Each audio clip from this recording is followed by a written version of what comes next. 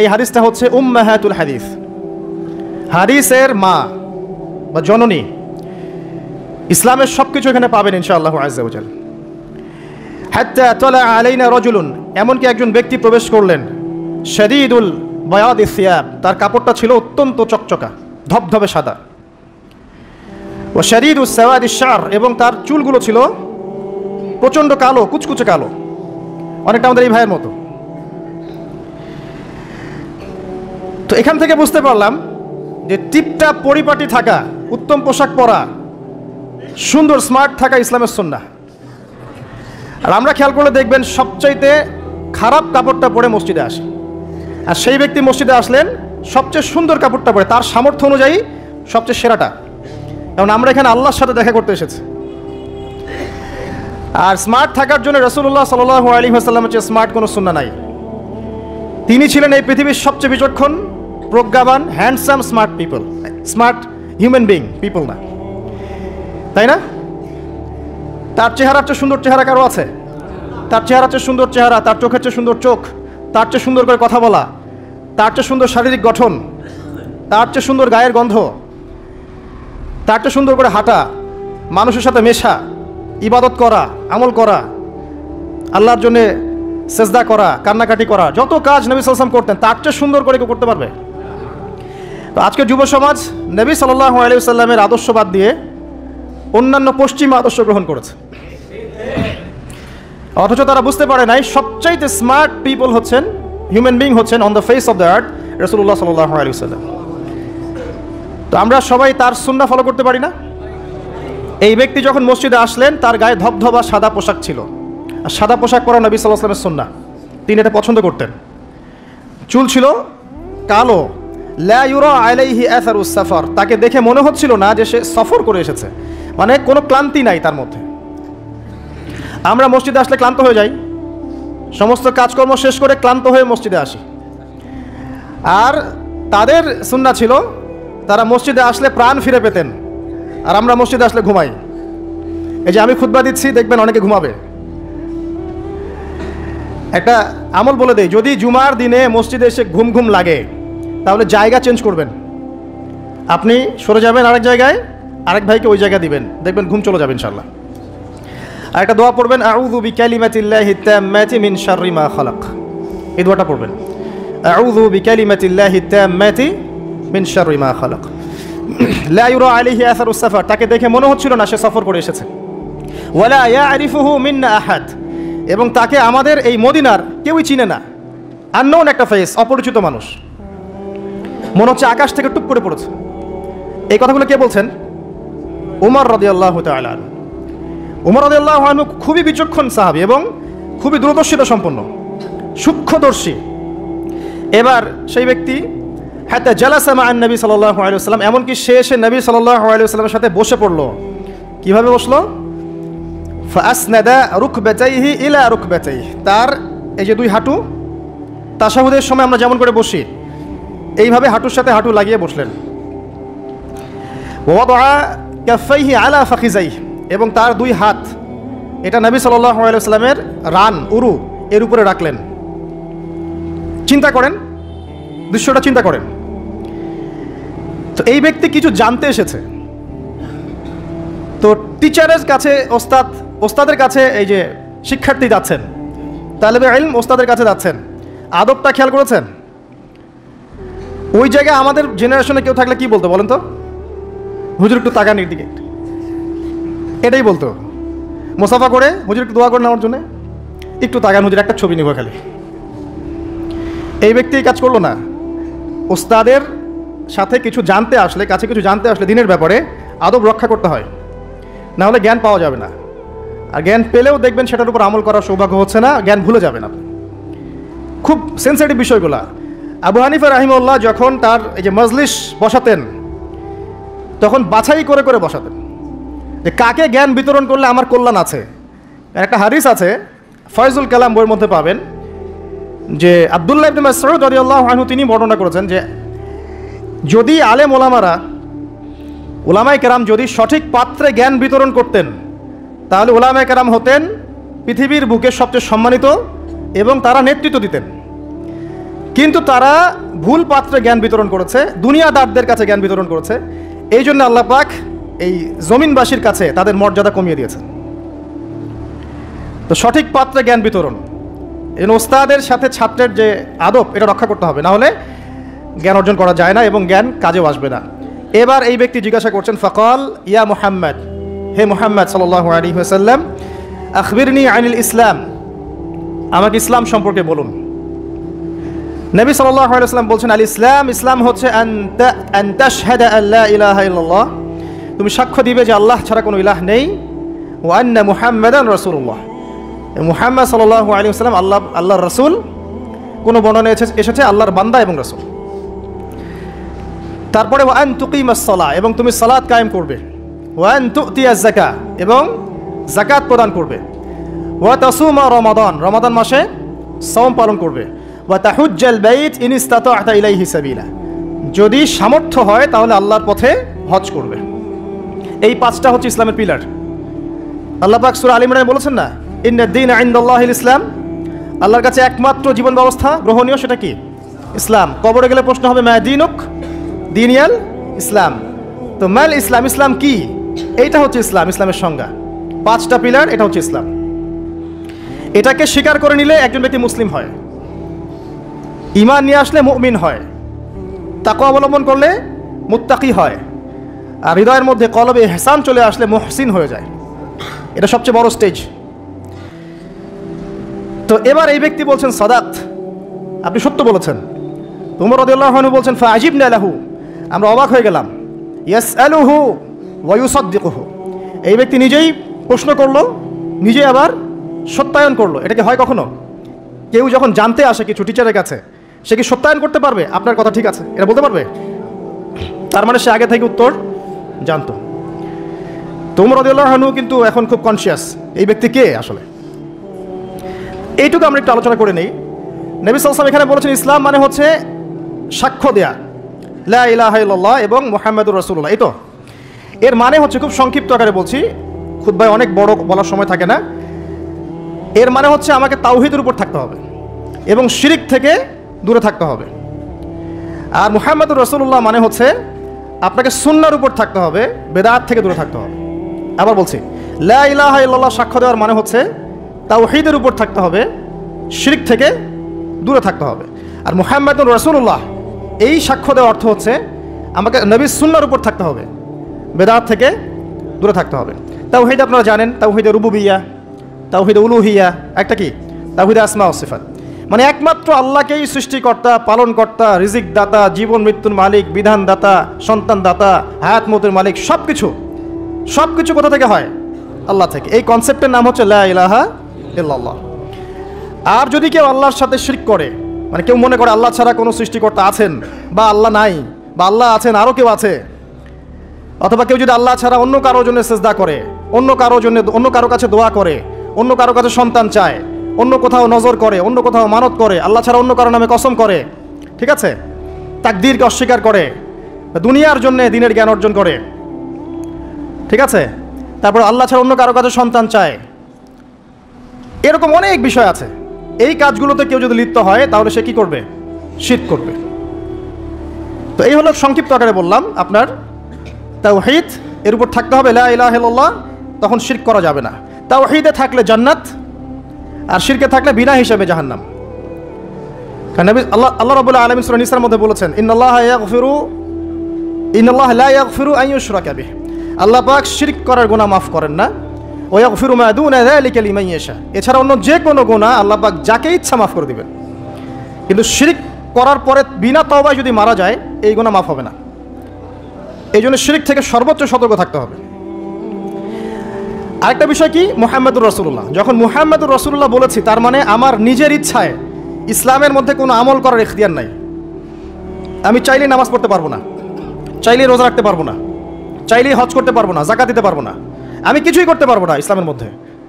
যেটাই করব সেটা রাসূল সাল্লাল্লাহু আলাইহি ওয়াসাল্লাম, সাহাবায়ে কেরাম, তাদের থেকে প্রমাণিত থাকতে হবে। মানে আমি এই জুমার নামাজ 3 রাকাত পড়তে পারবো না, পারবো? যদি বলি নামাজ তো খুব ভালো কাজ, 2-এর জায়গায় 3 পড়লে সমস্যা কি? নামাজ বাতিল হয়ে যাবে। কারণ নবী সাল্লাল্লাহু আলাইহি ওয়াসাল্লাম 2 রাকাত পড়েছেন, আপনাকে 2 রাকাতই পড়তে হবে। আবার যদি বলি 1 রাকাত পড়বো, হবে? মুহাম্মদুর রাসূলুল্লাহ মানে প্রতিটা আমল নবী সাল্লাল্লাহু আলাইহি ওয়াসাল্লাম যেভাবে করেছেন সেইভাবে করা। তার কথার সাথে তার কাজের সাথে যদি কারো কথা কাজ মিলে যায় সেটা গ্রহণ করতে কোনো সমস্যা নাই, কিন্তু তার কথার সাথে তার কাজের সাথে যার কথাই মিলবে না সেটা গ্রহণ না করাই আপনার উপর ওয়াজিব। এক কথায় আমাদের ইবাদত বন্দেগী করার, দিনের পথে চলার একমাত্র আদর্শ মানদণ্ডকে মুহাম্মদ সাল্লাল্লাহু আলাইহি ওয়াসাল্লাম, এটাই হচ্ছে মুহাম্মদুর রাসূলুল্লাহ। এরপরে বলেছেন ওয়া আন তুকিমাস সালাহ, সালাত কায়েম করতে। সালাত কায়েম মানে খুব শর্টকাটে বলছি, আল্লাহ যেন সবাইকে তৌফিক দেন, আমাকে সহ আপনাদের সবাইকে 5 ওয়াক্ত সালাত জামাতে পড়ার চেষ্টা করতে হবে। যদি মিস হয়ে যায়, যখন ঘুম থেকে উঠবেন পড়ে নেবেন, সফরে আছেন জমা করে নেন, কসর করে নেন, বা আপনি ভুলে গেছেন যখনই মনে পড়বে তখনই পড়তে হবে, পড়তেই হবে। বা অ্যাটলিস্ট আপনি কোনো কারণে আসতেই পারছেন না, কোনো সমস্যা আছে, বাসায় অ্যাটলিস্ট জামাত করে পড়ে নেন, নামাজ মিস দেওয়া যাবে না। আমাদের দেশে মুসলিমদেরকে নিয়ে বড় বড় কথা বলার সময় না এটা এখন, কারণ আমাদের দেশে মুসলিমদের মধ্যে 90% নামাজ পড়ে না, 5 ওয়াক্ত নামাজ জামাতে পড়ে না 90% মুসলিম। অতএব বেনামাজি মুসলিমদেরকে নিয়ে আপনি খেলাফত কায়েম করবেন নাকি? তো বেসিক কাজগুলো আগে বেশি ইম্পর্টেন্ট। এছাড়া একটা বিষয় আছে, নামাজ সঠিক ওয়াক্তে পড়া। অনেক সময় দেখা যায় ওয়াক্ত চলেই যাচ্ছে, নামাজের কোনো হুঁশ নাই। আল্লাহ পাক হেফাজত করুন আমাদেরকে, সঠিক ওয়াক্তে নামাজ পড়া এবং রাসূলুল্লাহ সাল্লাল্লাহু আলাইহি ওয়াসাল্লামের সুন্নাহ মতো নামাজ পড়া। 3G 4G নামাজ চলবে না, 5 মিনিটে 4 রাকাত নামাজ শেষ, এটা রাসূলের সুন্নাহ ছিল না। কিন্তু একটা বিষয় হচ্ছে জায়েজ হয়ে যাবে, একটা হচ্ছে সুন্নাহ, দুটার মধ্যে অনেক পার্থক্য আছে। কুলি না করলে অজু হবে না, কুলি যদি না করি অজু হবে না। অজুর ফরজের মধ্যে কুলি আছে, কুলি না করলে অজু হয়ে যায়, কিন্তু সুন্নাহ মতো অজু হবে না, হবে? একটা জিনিস হচ্ছে জায়েজ, একটা হচ্ছে সুন্নাহ। আপনি কোনটা নেবেন? সুন্নাহ। মুহাম্মদুর রাসূলুল্লাহ কে বলেছে? আমরাই তো বলেছি। অতএব প্রত্যেকটা কাজ তার সুন্নাহ মতো হতে হবে। তিনি নামাজ পড়তেন ধীর স্থিরভাবে, তাই না? এটা তাড়াহুড়া করে, ধীর স্থিরভাবে, সূরা কিরাত ঠিক মতো করে, রুকু সিজদা সুন্দর মতো করে, খুশু হুজুর সাথে, বিনয়ের সাথে। এভাবে সালাত পড়ার পরেই দেখবেন এই জাতি সফলতা অর্জন করছে, তার আগে হবে না। এরপরে বলেছেন নবী সাল্লাল্লাহু আলাইহি ওয়াসাল্লাম যাকাতের কথা, ওয়া আন তুতিয়াজ যাকাত। যাকাত কেন? কারণ ইসলামিক, মনে রাখবেন, ইসলামিক ইকোনমিক্স এর বেস হচ্ছে যাকাত, সাদাকা, আপনার হালাল ব্যবসা, কৃষিভিত্তিক অর্থনীতি। আর বর্তমানের যে ইকোনমিক্স চলছে সারা ওয়ার্ল্ড ওয়াইড, যেটার মূল সেন্টার হচ্ছে পশ্চিমা বিশ্ব, এই ইকোনমিক্সের মূল বেস হচ্ছে রিবা বা সুদ। দেখেন, সম রাখা অবস্থায় কিন্তু আমরা মিথ্যা খুব একটা বলি না, চিটিং করি না, করতে গেলে মনে বাধা আসে, তাই না? মানুষকে ঠকাই না। আমরা সম রাখা অবস্থায় কিন্তু আল্লাহ দেখছেন মনে করে আমরা খাই না, পান করি না, স্ত্রী হালাল তাকেও ছুঁই না। তো হালালগুলো ছেড়ে দেই সিয়াম রেখেছি বলে, আল্লাহ দেখছেন বলে, এটাই আল্লাহ কনসিয়াসনেস। এটা যদি সিয়ামের মাধ্যমে অর্জন করা যায় তাহলে আমাদের টোটাল লাইফ থেকে গুনাহ দেখবেন ইনশাআল্লাহ আস্তে আস্তে কমে গেছে। এটা উদ্দেশ্য আর কি। একটা আল্লাহ রাসূল সাল্লাল্লাহু আলাইহি ওয়াসাল্লাম বলেছেন ওয়া তাহুজ্জাল বাইত ইন ইসতাতা ইলাইহি সাবিলা, সামর্থ্য হলে কি করতে হবে? বাইতুল্লাহ হজ করবেন। আল হজ টাইটেলের জন্য করবেন? ভোট পাওয়ার জন্য করবেন? মানুষ ভালো বলবে এই জন্য করবেন? হাজী সাহেব বলবে এই জন্য করবেন? হজের উদ্দেশ্য কি? হজের উদ্দেশ্য হচ্ছে ইব্রাহিমী একত্ববাদ শিখে আসা। হজের যে কাজগুলা, এগুলো ইব্রাহিম আলাইহিস সালামের সুন্নাহর মধ্যে অন্তর্ভুক্ত। ইব্রাহিম ছিলেন তাওহীদপন্থী, শিরকের সাথে আপোষ করেন নাই, পরিবার ছেড়ে দিয়েছেন, বাবা বের করে দিয়েছে, আগুনে ফেলে দিয়েছে, স্ত্রীকে রেখে আসছেন, সন্তানকে রেখে আসছেন শুধুমাত্র আল্লাহর জন্যে। ইয ক্বালা লাহু রাব্বুহু আসলিম, যখনই আল্লাহ তার রব তাকে বলেছেন ইসলাম কবুল করো, মানে আত্মসমর্পণ করো, ক্বালা আসলামতু লিরাব্বিল আলামিন, তিনি বলেছিলেন কি? আমি আল্লাহর কাছে আত্মসমর্পণ করছি। এই যে ইসলাম, আত্মসমর্পণ, এটা হচ্ছে ইব্রাহিম আলাইহিস সালামের কাছে শিখতে হবে। এটা শিখতে হজ করতে যেতে হবে। সাফা মারওয়া সাই করার সময় যদি আমার চেতনা এরকম না আসে যে এইভাবেই ওই যে হাজারা আলাইহিস সালাম তার ছোট্ট সন্তানকে পানি খাওয়ানোর জন্যে এই দৌড়াদৌড়ি করেছেন, হা হুতাশ করেছেন, একবার এই পাহাড় একবার ওই পাহাড়, ছোট্ট শিশু কাঁদছে পানির জন্যে, এই ফিলিংসটা না আসলে ওখানে জগিং হবে, ওই ফিলিংস আর হবে না। ওই সাফা মারওয়া কি হবে? জগিং হবে। ওই চেতনাটা আসতেছে না। তো এই সাফা মারওয়া কেন সাই করবেন? কার সুন্নাহ এটা? ওই কাজটা হাজরা আলাইহিস সালামের, ওই কাজটা আল্লাহর কাছে এত ভালো লেগেছিল, আল্লাহ পাক কিয়ামত পর্যন্ত সেটা রেখে দিয়েছেন, দেন নাই? ওই মায়ের আর্তনাদ তাহলে চিন্তা করেন। আর ওই মায়ের সন্তানকে ইসমাঈল আলাইহিস সালাম, এই সন্তানের আদর্শ দেখবেন। বাবা বলছেন যে ইয়া বুনাইয়া ইন্নী আরা ফিল মানামি আন্নী আযবাহুক, হে আমার ছেলে আমি দেখেছি স্বপ্নে আমি তোমাকে জবাই করছি। ফানজুর মাযা তারা, তোমার কি রায়, তোমার কি খেয়াল? ক্বালা ইয়া আবাতি, বললেন হে আমার বাবা, ইফআল মা তুমার, আপনাকে যে আদেশ করা হয়েছে আপনি তাই করুন। সাতাজিদুনি ইনশাআল্লাহু মিনাস সাবিরিন, ইনশাআল্লাহ আপনি আমাকে সবরকারী ধৈর্যশীল পাবেন। এই সন্তানটাকে মানুষ করেছে তার মা হাজারা আলাইহিস সালাম, তার বাবা কিন্তু তাকে মানুষ করে নাই। ওই হাজারা যিনি সাফা মারওয়া সাই করছেন, এরকম মায়ের গর্ভ থেকেই এমন সন্তান আশা করা যায়। আর আমাদের পরিবারে, আমাদের সমাজের স্টার জলসা জি বাংলার স্ত্রীদের কাছে এমন সন্তান আশা করা যায় না। অপসংস্কৃতি দিয়ে এবং দুনিয়াবি বিষয়গুলো দিয়ে, ভোগ বিলাস এগুলো দিয়ে এত মত্ত হয়ে গেছে এরা, যে আল্লাহর তাওহীদ, আল্লাহর সুন্নাহ, ইসলামের আদর্শ, মূল্যবোধ সব ভুলে গেছে। সন্তানও বড় হচ্ছে মাশাআল্লাহ সেইভাবে। পরিবারগুলো যেন এখন এক একটা জাহান্নামের টুকরা। অথচ আল্লাহ পাক বলেছিলেন কু আনফুসাকুম ওয়া আহলিকুম নারা, নিজে জাহান্নামের আগুন থেকে বাঁচো, পরিবারবর্গকে বাঁচাও। অনেক বড় বড় মানে রিনাউন্ড ফ্যামিলিগুলো, ইসলামিক ফ্যামিলিগুলো ভিতরে ভিতরে দেখা যাবে ফিতনা দিয়ে ভর্তি। পারিবারিক ফিতনার কারণে দেখা যায় যে দিন নিয়ে চলা, দিনের পথে কাজ করা, প্রচার প্রসার করা অনেক মুশকিল হয়ে পড়ে। তো পরিবারের পিতা যদি ইব্রাহিমের মতো হতে না পারে, মায়েরা যদি হাজারা আলাইহিস সালামের মতো হতে না পারে, এবং সন্তানরা যদি ইসমাইল আলাইহিস সালামের মতো হতে না পারে, আপনি এরকম আদর্শ পরিবারও কল্পনা করতে পারবেন না, এবং এরকম পরিবারগুলো দিয়ে আদর্শ সমাজও কখনো বাস্তবায়ন হবে না। এমন হওয়ার তৌফিক আল্লাহ পাক আমাদেরকে দান করুন, আমিন। আরেকটা হজের চেতনা আছে, সেটা হচ্ছে ঐক্য। হজ মুসলিম উম্মাহকে ঐক্যবদ্ধ করে, আর হজ করে আসার পরে আমরা আবার বিভক্ত হয়ে যাই। সুবহানাল্লাহ। হজের মধ্যে হানাফি, আহলে হাদিস, দেওবন্দি, বেরলবি, আটরশি, চরমনা এগুলো মারামারি হয় না? হজে হয় না? হজে সবাই এক হয়ে যায় মাশাআল্লাহ। আর যখনই দেশে আসি বা যে যার জায়গায় চলে যাই, আবার যে যার মত পথ ধরি, তাই না? এতে করে উম্মার উপকার হচ্ছে। আমরা যত ছোটোখাটো মাসলা মাসালগুলো নিয়ে যখন আমরা মসজিদগুলো ভাগ করছি, এতে আমাদের উম্মার উপকার হচ্ছে, তাই না? মুহাম্মদ সাল্লাল্লাহু আলাইহি ওয়াসাল্লাম খুশি হবেন আমাদেরকে দেখলে, কিয়ামতের মাঠে হাউজে কাউসারে পানি দিবেন, আমাদের জন্য খাতির যত্ন করবেন। আল্লাহ বোঝার তৌফিক দান করুন। উম্মার সবচেয়ে দুঃখজনক জায়গাটা হচ্ছে অনৈক্য। মনে অনৈক্য কিন্তু বাইরে না, হৃদয়ে অনৈক্য, হিংসা, বিদ্বেষ, গীবত, তহমত এবং পরশ্রী কাতরতা এগুলো দিয়ে ভরে গেছে হৃদয়টা। এই কলিজাগুলো যদি আল্লাহ পাক দেখাতে পারতেন সমাজে তুলে, দুর্গন্ধে কেউ ধার কাছে যেতে পারতো না। এই কলিজাগুলো যদি আল্লাহ পাক বের করে দেখাতেন সমাজে, এই দেখো অমুকের কলিজা এমন, দুর্গন্ধে কেউ ধার কাছে যেতে পারতো না। আত্মশুদ্ধি অর্জন করা ব্যতীত ইসলামের অন্যান্য আমলগুলো অন্তঃসার শূন্য। আল্লাহ পাক বোঝার তৌফিক দান করুন, আমিন। এবার এই ব্যক্তি দ্বিতীয় প্রশ্ন করেছে, ইয়া মুহাম্মদ আখবিরনি আনিল ঈমান, আমাকে বলুন ঈমান কাকে বলে? নবী সাল্লাল্লাহু আলাইহি ওয়াসাল্লাম বলছেন, আল ঈমান, ঈমান হচ্ছে আন তুমিনা বিল্লাহ, তুমি আল্লাহর প্রতি বিশ্বাস করবে, এক নাম্বার। ওয়া মালাইকাতিহি, তার ফেরেশতাগণের প্রতি বিশ্বাস করবে। ওয়া কুতুবিহি, তার কিতাবসমূহের প্রতি। ওয়া রুসুলিহি, তার রাসূলগণের প্রতি। ওয়াল ইয়াউমিল আখির, পরকালের প্রতি। ওয়াল কদরি খায়রিহি ওয়া শাররিহি, তাকদীরের ভালো মন্দের প্রতি। আল্লাহর প্রতি ঈমান তো বোঝেন, যেটা বললাম তাওহীদ, ওটাই আল্লাহর প্রতি ঈমান। দুই নাম্বার হচ্ছে মালায়েকা, ফেরেশতাদের প্রতি বিশ্বাস করেন তো? সবাই বিশ্বাস করে না। এখনকার জেনারেশনে মানুষ এলিয়েনে বিশ্বাস করে, ফেরেশতায় বিশ্বাস করে না। বাসা থেকে যখন বের হয়েছেন, বিসমিল্লাহি তাওয়াক্কালতু আলাল্লাহ লা হাওলা ওয়ালা কুওয়াতা ইল্লা বিল্লাহ, সাথে সাথে ফেরেশতা আপনার সাথে চলে আসছেন।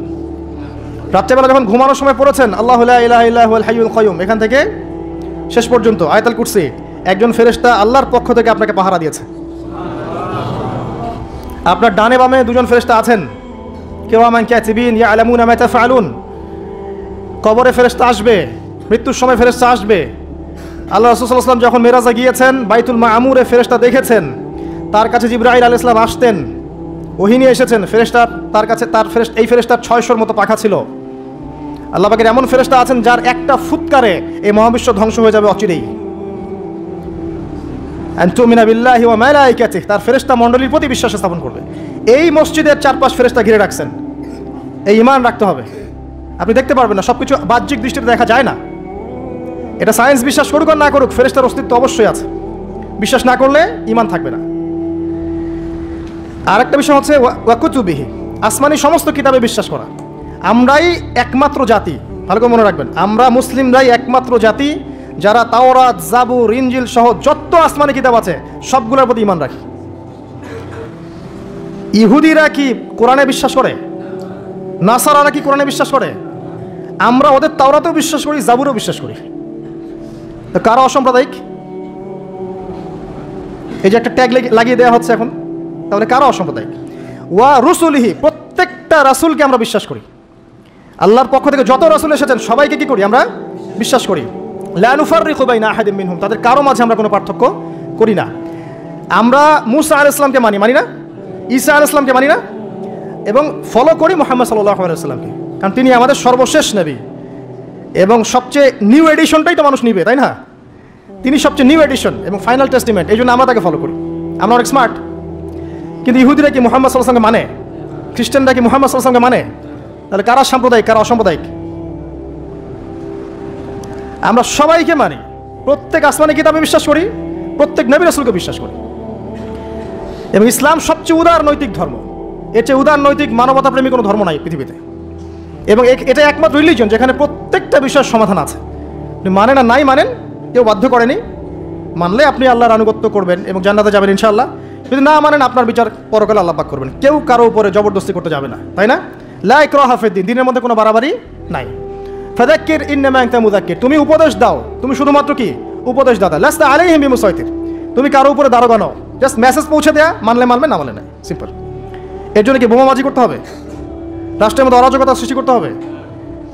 হিন্দু মুসলিম মারামারি করতে হবে? কিচ্ছু করতে হবে না। এগুলো ইসলামের সাথে সাংঘর্ষিক, এগুলো করতে যাবেন না।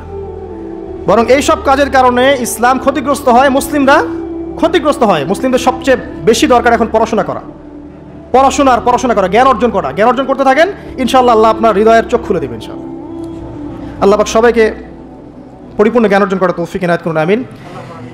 আরেকটা বলেছিলেন ওয়াল ইয়াউমিল আখির, পরকালে বিশ্বাস করা, তাই তো? পরকাল মানে এই মৃত্যু থেকে শুরু হবে পরকাল, তারপরে কবরের প্রশ্ন উত্তর। যে ব্যক্তি পৃথিবীতে আল্লাহর সাথে শিরিক করেছে সে কখনো মান রব্বুক প্রশ্নের উত্তর দিতে পারবে না। যদি শিরিক থেকে তওবা না করে মারা যায় সে কখনো মান রব্বুকা প্রশ্নের উত্তর দিতে পারবে না, পসিবল না। যে ব্যক্তি পৃথিবীতে তাওহীদের উপর থাকবে ইনশাআল্লাহ সে ব্যক্তি মান রব্বুক প্রশ্নের উত্তর দিতে পারবে। পৃথিবীতে যে ব্যক্তি ইসলামকে ঠাট্টা বিদ্রুপের ছলে গ্রহণ করেছে, এর আনুগত্য করেনি, একে রিজেক্ট করেছে, সে মা দিনুকা প্রশ্নের উত্তর দিতে পারবে না। পৃথিবীতে যে ব্যক্তি রাসূল সাল্লাল্লাহু আলাইহি ওয়াসাল্লামের আদর্শ মতো চলেনি, মান নবিয়ুকা বা মান হাযার রাজুল বুইসা ফিকুম, এই প্রশ্নের উত্তর দিতে পারবে না। আর বিশ্বাস করেন যারা এই তিনটা প্রশ্নের উত্তর দিতে পারবে, অর্থাৎ তাওহীদপন্থী, সুন্নাহপন্থী এবং দিনকে পরিপূর্ণরূপে গ্রহণকারীরা, তাদেরকে আরও একটা প্রশ্ন করা হবে। ফেরেশতারা অবাক হয়ে বলবেন যে কিভাবে তুমি এগুলো জানলা, কিভাবে তুমি এগুলো জানলা? সে ব্যক্তি তখন বুক ফুরিয়ে বলবে যে আমি করাআতু কিতাবাল্লাহ, আমি আল্লাহর কিতাব পড়েছি, ফাআলিমতু, এরপরে জেনেছি। তো আল্লাহর কিতাব পড়া হয় তো মাশাআল্লাহ নিয়মিত, আল্লাহর কিতাব নিয়মিত পড়া হয় তো মাশাআল্লাহ, পড়বেন প্রিয় ভাইয়েরা। ডেইলি আধা ঘন্টা হলেও, আমি বলি 10টা মিনিট হলেও কোরআন পড়বেন। আধা ঘন্টা পড়লে আরও ভালো, 1 ঘন্টা পড়লে সবচেয়ে ভালো। সবচেয়ে ভালো হয় ডেইলি 1 পারা করে পড়তে পারলে।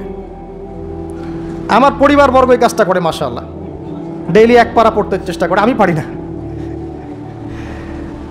কারণ শুধুমাত্র তোতা পাখির মতো পড়ে গেলে আমার মন ভরে না, যতক্ষণ পর্যন্ত না আয়াতগুলোকে নিয়ে আমি ভাবছি, গবেষণা করছি, অর্থটা বুঝতে হবে। তো ডেইলি 1 পারা পড়ার অভ্যাস করলে হবে কি, মাসে 30 পারা, প্রতি মাসে 1 খতম। দেখবেন আপনার জীবনে বরকত আসতেছে, আপনার হায়াতে বরকত হচ্ছে, রিজিকে বরকত হচ্ছে, মনে একটা শান্তি থাকবে। আর কোরআন যে যত বেশি তেলাওয়াত করে মানসিক চাপ নেওয়ার ক্ষমতা তার তত বেশি থাকে। এটা আপনি প্রমাণিত, পরীক্ষা করে দেখেছি আমি। 3 দিন 7 দিন কোরআন থেকে দূরে থাকলে মানসিক চাপ নিতে পারি না, কিন্তু কোরআনের অ্যাটাচমেন্টে থাকলে, সংস্পর্শে থাকলে দেখবেন আপনি মানসিক চাপ নিতে পারতেছেন, কারণ এটা আল্লাহর পক্ষ থেকে নাজিল করা অভ্রান্ত সত্যের উৎস। এই হলো পরকাল, প্রশ্নের উত্তর। তারপরে পুনরুত্থান, যেখানে 50,000 বছর দাঁড়িয়ে থাকতে হবে। মানুষ অতিষ্ঠ হয়ে যাবে যে বিচার কেন শুরু হচ্ছে না। একবার আদম আলাইহিস সালামের কাছে, একবার নূহ, একবার মুসা, একবার ঈসা, সবার কাছে মানুষ ছুটতে থাকবে, বিচারটা শুরু হোক, অ্যাটলিস্ট জান্নাত জাহান্নাম পরে দেখা যাবে, আগে শুরুটা হোক। দাঁড়ায় থাকতে থাকতে আমরা শেষ। এই যে ঘাম দিয়ে কারো টাকনু, কারো হাঁটু, কারো বুক, কারো গলা, চিন্তা করা যায়? দেখবেন খেয়াল করে, নামাজ যদি 10-এর জায়গায় 15 মিনিট হয়, অস্থির মুসল্লি থাকতে পারে না। আর এই যুগের মানুষটা বেশি অস্থির, বিকজ অফ এই টেকনোলজিক্যাল রেভলিউশন। এগুলো আমাদেরকে খুব ফাস্ট সব কিছু পাওয়ার একটা তাড়না সৃষ্টি করে, সব দ্রুত পেতে হবে, দ্রুত পেতে হবে। এই জন্য স্থির না, তারা অস্থির। তো ওই অস্থির মানুষকে আল্লাহ পাক কিয়ামতের মাঠে দাঁড় করে রাখবেন 50,000 বছর। সূরা মাআরিজ পড়ে দেখেন। এরপরে আমাদের নবী সাল্লাল্লাহু আলাইহি ওয়াসাল্লামের কাছে আসবেন যখন মানুষেরা, তিনি তখন একমাত্র ব্যক্তি তিনি, যিনি উঠে সেজদায় পড়ে যাবেন আল্লাহর কাছে। আল্লাহ বলবেন তোমার যা ইচ্ছা তুমি চাও কবুল করা হবে। এই ব্যক্তির আদর্শ আমরা এখনো মানতে পারি নাই।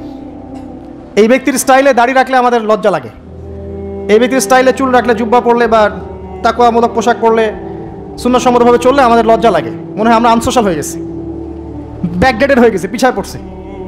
এই ব্যক্তি সুপারিশ করবেন, তিনি পড়েই থাকবেন সেখানে যতক্ষণ পর্যন্ত আল্লাহ পাক তার দোয়া কবুল করেন। এটা একটা। আরেকটা হচ্ছে যখন কবিরা গুনাহগার ব্যক্তিদেরকে জাহান্নামের জন্য আযাবের ফয়সালা হয়ে যাবে, আমাদের নবী সাল্লাল্লাহু আলাইহি ওয়াসাল্লাম সুপারিশ করে এই উম্মতের কবিরা গুনাহগার ব্যক্তিদেরকে জান্নাতে নিয়ে যাবেন ইনশাআল্লাহ। এই ব্যক্তিকে গালি দেয়া হয়, এই ব্যক্তিকে তার চরিত্র নিয়ে কথা বলা হয়, এই ব্যক্তিকে নিয়ে কত কিছু করা হয়। আল্লাহ পাক তাদেরকে হেদায়েত নসিব করুন। অথচ এই ব্যক্তি মুহাম্মদ সাল্লাল্লাহু আলাইহি ওয়াসাল্লাম বলেছেন, কাশ আমি যদি আমার ভাইদেরকে দেখতে পেতাম। সাহাবীরা বলতেন, ইয়া রাসূলুল্লাহ আমরা কি আপনার ভাই নই? নবীজি বলতেন সাল্লাল্লাহু আলাইহি ওয়াসাল্লাম, তোমরা আমার সাহাবী, আমার ভাই তারা যারা আমার পরে, তোমাদের পরে আসবে, যারা আমাকে না দেখে ঈমান নিয়ে আসবে, আমরা হচ্ছে তার ভাই। সুবহানাল্লাহ। এরপরেও এই উম্মার মধ্যে যারা আলেম ওলামা, ইলমের চর্চা করবেন, ইলমের প্রচার প্রসার ঘটাবেন, তাদের সাথে রাসূল সাল্লাল্লাহু আলাইহি ওয়াসাল্লাম একটা সখ্যতা থাকবে। এই উম্মতের মধ্যে যারা এতিমদের দেখাশোনা করবে, মিসকিনদের দেখাশোনা করবে, তারা নবী সাল্লাল্লাহু আলাইহি ওয়াসাল্লামের সাথে এই জান্নাতে এতটুকু দূরত্ব থাকবে। যারা বিধবা এতিম মিসকিনদের দেখাশোনা করবে, এতটুকু দূরত্ব থাকবে। যে ব্যক্তি তার চরিত্রকে হেফাজত করতে পারবে, নবী সাল্লাল্লাহু আলাইহি ওয়াসাল্লাম বলেছেন তার জন্য আমি জান্নাতের মাঝখানে একটা ঘরের জিম্মাদার হব। এরকম অনেক হাদিস আছে। এই ব্যক্তি একমাত্র ব্যক্তি যিনি আপনাকে ছাড়া জান্নাতে যাবেন না, যিনি জান্নাতে না গেলে জান্নাতের দরজা খোলা হবে না, যিনি পুল সিরাতের মতো জায়গাতেও ইয়া নাফসি বলবেন না, বলবেন ইয়া উম্মতি ইয়া উম্মতি। তিনি একমাত্র ব্যক্তি যাকে কবরে দেখানো হবে আপনাকে আমাকে। তিনি একমাত্র ব্যক্তি যিনি অঝর নয়নে আমার জন্য কেঁদেছেন রাতের বেলা আল্লাহর কাছে, যিনি হাউজে কাউসারে থাকবেন আমাদের জন্য, যাতে আমরা পানি পান করতে পারি। আল্লাহ পাক আমাদেরকে রাসূল সাল্লাল্লাহু আলাইহি ওয়াসাল্লামের সুন্নাহ পরিপূর্ণরূপে মেনে চলার তৌফিক দান করুন এবং তার আদর্শ বাস্তবায়ন করার তৌফিক দান করুন এবং গর্বের সাথে তার সুন্নাহ ফলো করার তৌফিক আল্লাহ পাক দান করুন। আমিন। এরপরে আর অনেক বিষয় থাকবে জান্নাত জাহান্নাম পর্যন্ত, আপনারা পড়ে নেবেন, এগুলো আপনারা জানেন। এরপরে একটা পয়েন্ট আছে, ওয়াল কদরি খায়রিহি ওয়া শাররিহি, তাকদীরের ভালো মন্দ। এখানে জাস্ট অল্প কিছু কথা বলছি। কিছু কিছু বিষয় আছে তাকদীরে যেগুলো কনস্ট্যান্ট ফিক্স, এগুলো কখনো পরিবর্তন হবে না। যেমন জীবন, আপনার মৃত্যু, আপনার হায়াত ইত্যাদি ইত্যাদি।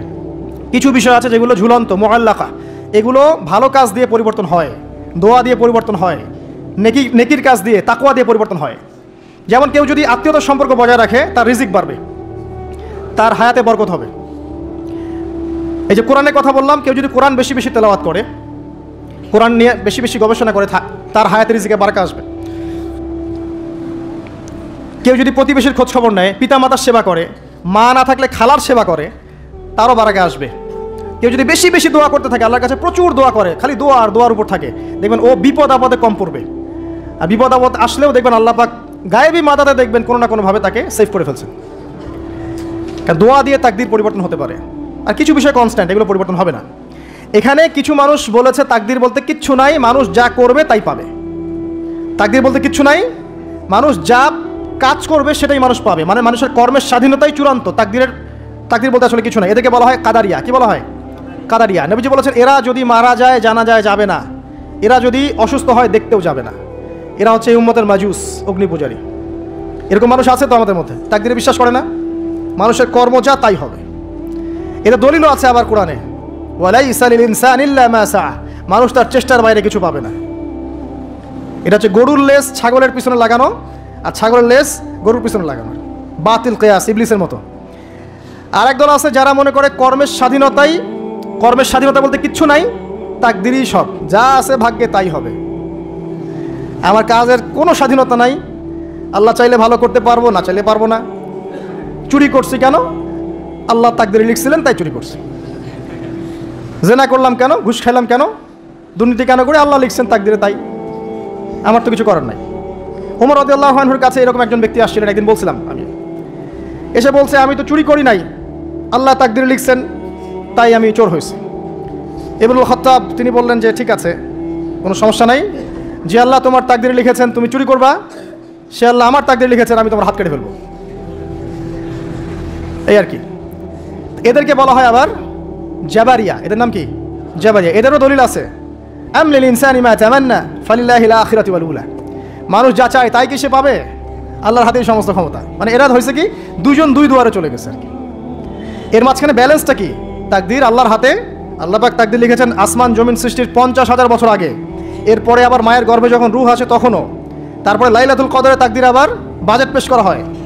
কিছু বিষয়ে কনস্ট্যান্ট আর কিছু বিষয় আছে মুআল্লাকাত, কাজের মাধ্যমে আপনি পরিবর্তন করতে পারবেন। আর নবী সাল্লাল্লাহু আলাইহি ওয়াসাল্লাম বলেছেন সাহাবীদেরকে যে মানুষকে যে ফলাফলের জন্য সৃষ্টি করা হয়েছে পৃথিবীতে তার কাজ সেরকমই হবে। মানে যাকে আল্লাহ পাক জান্নাতের জন্য সৃষ্টি করেছেন পৃথিবীতে সে সেরকমই কাজ করতে থাকবে। যাকে আল্লাহ পাক জাহান্নামের জন্য সৃষ্টি করেছেন বা যার তাকদীরে লেখা আছে সে জাহান্নামে যাবে, পৃথিবীতে তার কাজও তেমনই হবে। সূরা লাইলের মধ্যে দলিল আছে। এই 6টা বিষয় হচ্ছে ইমানের পিলার, মনে থাকবে ইনশাআল্লাহ। আল্লাহর প্রতি বিশ্বাস, মালায়েকা, কুতুবিহি ওয়া রুসুলিহি ওয়াল ইয়াউমিল আখির ওয়াল কদরি খায়রি ওয়া শাররি। এই 6টা পিলারকে মনে বিশ্বাস করা, মুখে স্বীকার করা আর কাজে বাস্তবায়ন করার নাম হচ্ছে ঈমান। মনে থাকবে ইনশাআল্লাহ। মনে বিশ্বাস, মুখে স্বীকার আর কাজে বাস্তবায়নের নাম কি? ঈমান। শুধু মনে বিশ্বাস করি, কাজ নাই, ঈমান আছে? ঈমান আছে, নামাজ পড়ি না, চলবে? চলবে না। এখানে 2টা দল আছে, ভালো করে বোঝেন এই জায়গাটা। এক দল হচ্ছে মনে করে জাস্ট মুখে লা ইলাহা ইল্লাল্লাহ একবার বললেই জান্নাত। কথা বুঝতে পারছেন? এদেরকে বলা হয় মুরজিয়া। কি বলা হয়? মুরজিয়া, মানে শৈথিল্যবাদী। আরেক দল আছে যারা মনে করে মানুষ কবিরা গুনাহ করলেই কাফের হয়ে যায়, এদেরকে বলা হয় খারেজি। কি বলা হয়? খারেজি। পৃথিবীতে যত দেশে দেশে এই যে জঙ্গিবাদ ছড়িয়ে পড়েছে এর মূল আকীদা হচ্ছে এই যে খারেজি আকীদা। যারা মনে করে যে কেউ যদি কবিরা গুনাহ করে কাফের হয়ে যাবে, অতএব তাকে মারা জায়েজ আছে, এই জন্য তাকে মারা, তার রক্তকে হালাল মনে করা, তার সম্পদ লুটে নেওয়া, এগুলো ওরা জায়েজ মনে করে, নেকির কাজ মনে করে। এটা খারেজি আকীদা। আর মাঝখানের আকীদা হচ্ছে আহলে সুন্নাহ ওয়াল জামায়াতের আকীদা। সেটা হচ্ছে মনে বিশ্বাস, মুখে স্বীকৃতি, ঠিক আছে, এটা বেস, আর কাজ হচ্ছে ফুরু বা শাখা। কাজ করতে গিয়ে কারো ভুল ত্রুটি ভালো মন্দ হতে পারে, যদি কেউ কবিরা গুনাহ করে ফেলে তার জন্য তওবার দরজা খোলা আছে, সে কাফের হয়ে যাবে না, হায়েস্ট সে বরং ফাসেক বা জালেম হতে পারে। এই অবস্থায় মারা গেলে আল্লাহ তার বিচার করবে। এই হচ্ছে আহলে সুন্নাহ ওয়াল জামায়াতের আকীদা। এরপরে ওই ব্যক্তি বলেন আপনি সত্য বলেছেন। আবার প্রশ্ন করলেন আখবিরনি আনিল ইহসান, ইহসান কাকে বলে? নবীজি উত্তর দিলেন আল ইহসান আন তা'বুদাল্লাহা কাআন্নাকা তারাহ। তিনি বললেন ইহসান হচ্ছে তুমি এমনভাবে আল্লাহর ইবাদত করবে যেন তুমি আল্লাহকে দেখতে পারছো। ওয়া ইল্লাম তাকুন তারাহু ফাইন্নাহু ইয়ারাক। তুমি যদি আল্লাহকে দেখতে না পারো, বিশ্বাস রাখবে আল্লাহ তোমাকে দেখছেন। এই যে এই কনসিয়াসনেস, আল্লাহ কনসিয়াসনেস নিয়ে ইবাদত করার নাম হচ্ছে ইহসান। ইহসান যে ব্যক্তি আয়ত্ত করতে পারবে সে হবে মুহসিন, মুসলিম, মুমিন, মুত্তাকি, মুহসিন, একদম হাইয়েস্ট লেভেল। তাহলে এই হচ্ছে ইহসান। ইহসান যার মধ্যে থাকবে সে কিন্তু পাপ করতে পারে না খুব একটা। খেয়াল করে দেখেন, আন তা'বুদাল্লাহা কাআন্নাকা তারা, তুমি এমনভাবে আল্লাহর ইবাদত করবে যেন তুমি স্বয়ং আল্লাহকে দেখতে পারছো। আল্লাহকে যদি কেউ দেখতে পারতো সে কি কখনো আল্লাহর বিরুদ্ধে যেতে পারতো? এই বিষয়টাই হচ্ছে ইহসান। আর আল্লাহকে কেউ এই দুনিয়ায় খালি চোখে দেখতে পারবে না। এই জন্য আল্লাহ রাসূল বলেছেন যে ওয়া ইল্লাম তাকুন তারা, তুমি যদি তাকে দেখতে না পারো ফাইন্নাহু ইয়ারাক, তিনি তোমাকে অবশ্যই দেখছেন। আল্লাহকে হাজির নাজির জেনে ইবাদত করতে হবে। আল্লাহ পাক তৌফিক দান করুন, আমিন। প্রত্যেকটা কাজ, নামাজ, রোজা, হজ, যাকাত, জিকির, আজকার, তাসবিহ, তাহলিল, সব কিছু, ব্যবসা বাণিজ্য, চাকরি বাকরি যা আছে সব আল্লাহকে হাজির নাজির জেনে করলে মানুষ হারাম থেকে বেঁচে থাকতে পারবে ইনশাআল্লাহ আযজা ওয়া জাল। চতুর্থ প্রশ্ন করেছেন এই ব্যক্তি, আখবিরনি আনিস সাআহ, আমাকে কিয়ামত সম্পর্কে বলুন। নবীজি বলছেন মাল মাসউলু আনহা বিআ'লামা মিনাস সাইল। এই ব্যাপারে প্রশ্নকারী আর উত্তরদাতা এর বেশি কেউ কিছু জানে না। যাকে জিজ্ঞেস করা হচ্ছে আর যে জিজ্ঞাসা করছে তাদের জ্ঞান সমান। আমি আসলে জানি না কবে কিয়ামত হবে। কেউ জানে কবে কিয়ামত হবে? সূরা লুকমানের শেষে আছে না, ইন্নাল্লাহা ইনদাহু ইলমুস সাআহ ওয়া ইউনাজ্জিলুল গায়থ ওয়া ইয়া'লামু মা ফিল আরহাম ওয়া মা তাদরি নাফসুম বিআই মাযা তাকসিবু গাদা ওয়া মা তাদরি নাফসুম বিআই আরদিন তামুত। 5টা বিষয় আল্লাহ ছাড়া কেউ জানে না। কিয়ামত কবে হবে, বৃষ্টি কখন কোথায় বর্ষিত হবে, আগামীকাল কোন নফস কি অর্জন করবে কি হারাবে, কার মৃত্যু কোথায় হবে, এগুলো আল্লাহ ছাড়া কেউ জানে না। তো এই জন্য তিনি বলেছেন মাল মাসউলু আনহা বিআ'লামা মিনাস সাইল, এই বিষয়ে জিজ্ঞাসিত ব্যক্তি প্রশ্নকারীর চেয়ে বেশি জানে না। তিনি থেমে যান নাই প্রশ্নকারী, তিনি বলছেন আখবিরনি আন আমারাতিহা। আচ্ছা, আপনার তো জানা নাই এক্স্যাক্টলি কবে কিয়ামত হবে, তাহলে আপনি বলেন এর কিছু আলামত বলেন, সাইন্স বলেন। নবীজি বললেন 2টা মাত্র। একটা হচ্ছে আন তালিদাল আমাতু রাব্বাতুহা, যখন দেখবে দাসী তার মনিবকে জন্ম দিচ্ছে। দাসী তার মনিবকে জন্ম দিচ্ছে, মানে ন্যায় অন্যায়, সত্য মিথ্যা, হালাল হারামের মানদণ্ড উল্টে যাবে, দুনিয়া উল্টা পাল্টা হয়ে যাবে আর কি। দাসী কি মনিবকে জন্ম দিতে পারে? মানে মানদণ্ড কি হবে? উল্টে যাবে। আর একটা ব্যাখ্যা হচ্ছে ওলামায়ে কেরাম করেছেন যে পিতা মাতাদের সাথে শেষ জামানায় দাস দাসীর মতো আচরণ করা হবে, এটাও ঠিক আছে ব্যাখ্যা। একটা আধুনিক ব্যাখ্যা হচ্ছে যে সত্যিকার অর্থেই দাসী মনিবকে জন্ম দিবে। কিভাবে? ফ্যামিলিস্ট রেভলিউশন এবং রিবার কারণে। ফ্যামিলিস্ট রেভলিউশনের কারণে মেয়েরা এত বেশি বস্তুবাদী হয়ে যাবে যে তারা সন্তান জন্ম দেওয়ার ফুরসত পাবে না।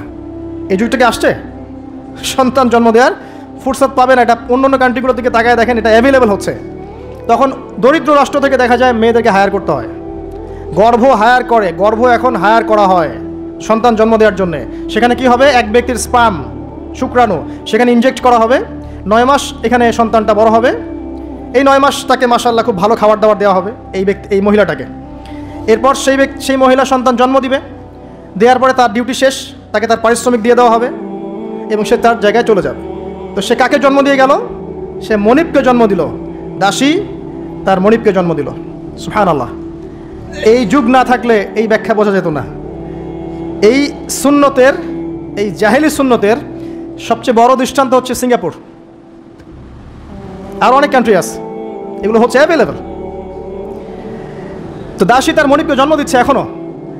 এরপরে এই ব্যক্তি ফানসালাক, এই ব্যক্তি চলে গেলেন। ফালাবিস্তু মালিয়ান, আমরা সবাই স্তব্ধ হয়ে বসে থাকলাম। এরপরে রাসূল সাল্লাল্লাহু আলাইহি ওয়াসাল্লাম বললেন, ইয়া ওমর আতাদরি মানি সাইল, হে ওমর তুমি কি জানো এই ব্যক্তি কে ছিল যে প্রশ্ন করেছে? ওমর ইবনে খাত্তাব বলছেন, আল্লাহু ওয়া রাসূলুহু আ'লাম, আল্লাহ এবং তার রাসূল ভালো জানেন। নবী সাল্লাল্লাহু আলাইহি ওয়াসাল্লাম বললেন, ইন্নাহু জিবরিল, এই ব্যক্তি হচ্ছে জিবরাইল আলাইহিস সালাম। আতাকুম ইউআল্লিমুকুম দীনাকুম, তিনি এসেছিলেন তোমাদের দিন শেখাতে। তিনি কেন এসেছিলেন? তোমাদের দিন শেখাতে। জিবরাইল আলাইহিস সালাম এইটা ইতিহাসে, এই পৃথিবীর ইতিহাসে কিয়ামত পর্যন্ত একবার, অনলি ওয়ান টাইম, এই একবারই, for the very first and last time, একবারই মানুষের রূপ ধরে এই জনসমক্ষে সবার সামনে এসেছেন। আর এই হাদিসটা হচ্ছে নবী সাল্লাল্লাহু আলাইহি ওয়াসাল্লামের ইন্তেকালের বেশ অল্প কিছুদিন আগের হাদিস, খুব বেশি দূরের হাদিস নয়। এখানে ইসলামের দিন, আতাকুম ইউআল্লিমুকুম দীনাকুম, তোমাদেরকে তোমাদের দিন শেখাতে এসেছেন। দিনের প্রশ্ন, মৌলিক প্রশ্ন হচ্ছে এখন তাহলে 4টা। ইসলাম কাকে বলে, ঈমান কাকে বলে, ইহসান কাকে বলে, কিয়ামত কবে হবে। তার মানে কিয়ামত কবে হবে এই বিষয় নিয়ে বা আখিরুজ জামান নিয়ে স্টাডি করা, গবেষণা করা, সচেতন থাকা দিনের 25%। কত পার্সেন্ট? মিনিমাম 25%। এটা এই কারণে করা হয় যাতে করে আগামী সম্পর্কে মানুষ সচেতন থাকতে পারে। আল্লাহ রাসূল সাল্লাল্লাহু আলাইহি ওয়াসাল্লাম যতগুলো আলামত কিয়ামতের বলে গেছেন, এই কারণে কি বলে গেছেন? যাতে করে মানুষ হতাশ হয়ে যাবে, বরং এই কারণে যাতে করে মানুষ সচেতন থাকতে পারে। কাউকে যদি বলা হয়, আল্লাহ যদি তার কাছে স্বপ্নে জানিয়ে দেন বা কোনোভাবে দৃঢ় ইয়াকিন তার কাছে আসে বা তার কাছে ওহী চলে আসে কারো কাছে যে তুমি আর 1 বছর বাঁচবা, তোমার হায়াত 1 বছর বাকি আছে, বলেন এই ব্যক্তি পাপ বেশি করবে না পুণ্য বেশি করবে? কোনো ডাউট নাই। তো স্ক্যাটোলজিক্যাল আলোচনাগুলো এই কারণে নয় যাতে করে মানুষ হতাশ হয়ে যায়, বরং এই কারণে যাতে করে আগামী সম্পর্কে মানুষ সচেতন থাকতে পারে, আমল করে প্রিপারেশন নিতে পারে। শুধু এই 2টা আলামত নবী আরও অনেক আলামত বলে গেছেন। আমার অনেক লেকচার এই বিষয়ে ছিল আগে, আপনারা দেখে নিতে পারবেন। যে রিবা বলেন, সময় সংকীর্ণ হয়ে যাওয়া বলেন, সত্য মিথ্যার মানদণ্ড উল্টে যাওয়া, হালালকে হারাম করা, হারামকে হালাল করা, হ্যাঁ, চন্দ্র যে দ্বিখণ্ডিত হয়ে যাওয়া থেকে শুরু করে ভূমিকম্প, মহামারী, জলোচ্ছ্বাস, এভরিথিং যেগুলো হচ্ছে এখন র্যাপিডলি, এগুলো সবই কিন্তু কিয়ামতের সায়েন্স। এ বিষয়ে আর অনেক কিতাব আছে, এগুলো পড়লে আপনারা জানতে পারবেন। আমরা আজকে একটা হাদিস শিখলাম। এই হাদিসের নাম হচ্ছে হাদিসে জিবরিল। এটাকে বলা উম্মাহাতুল হাদিস, সমস্ত হাদিসের মা এই হাদিসটা। এই হাদিসের মধ্যে মৌলিক 4টা প্রশ্ন করা আছে। ইসলাম কাকে বলে, ঈমান কাকে বলে, ইহসান কাকে বলে, কিয়ামত কবে হবে। আমরা আল্লাহর কাছে জুমার দিনে দোয়া করছি, আল্লাহ পাক যেন আমাদের সবাইকে এই হাদিসের উপর আমল করার তৌফিক দান করেন, তাওহীদ শেখার তৌফিক দান করেন, শিরক থেকে আল্লাহ পাক দূরে রাখেন, সুন্নত শেখার তৌফিক দান করেন, বেদাত থেকে দূরে রাখেন। আল্লাহ পাক যেন হালাল হারাম মেনে চলার তৌফিক দান করেন, প্রকৃত ঈমানদার হওয়ার তৌফিক দান করেন, শৈথুল্যবাদী এবং চরমপন্থা থেকে আল্লাহ পাক যেন হেফাজত করেন, মধ্যমপন্থী হওয়ার তৌফিক দান করেন। পাশাপাশি আল্লাহ পাক যেন আমাদের সবাইকে ইহসান দান করেন, যেন আমরা আল্লাহ পাকে হাজির নাজির যেন ইবাদত করতে পারি এবং আগামী দিনের যে সময়গুলো আসছে এই সময়গুলো সম্পর্কে আমাদেরকে আল্লাহ পাক সচেতন থাকার, সতর্ক থাকার এবং নিজেদের আমল গোছানোর, কবরের প্রিপারেশন নেওয়ার তৌফিক আল্লাহ পাক সবাইকে দান করেন। আমিন।